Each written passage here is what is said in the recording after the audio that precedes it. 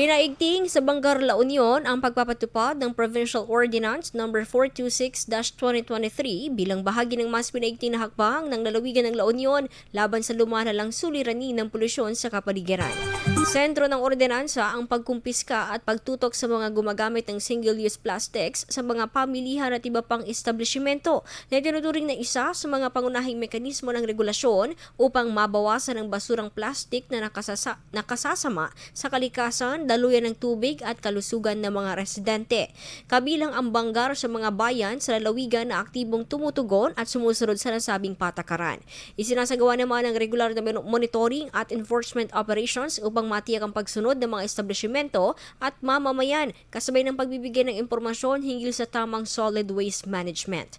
Ayon sa lokal na pamahalaan, ang hakbang na ito ay hindi lamang para sa pagsunod sa batas kundi isang pangmatagalang pamumuhunan para sa pangangalaga ng kapaligiran at kapakanan ng susunod na henerasyon. Patuloy rin ang panawagan sa publiko na makiisa at maging responsable sa paggamit ng mga produktong maaaring makapinsala sa kalikasan. IFM News. IFM News. IFM News.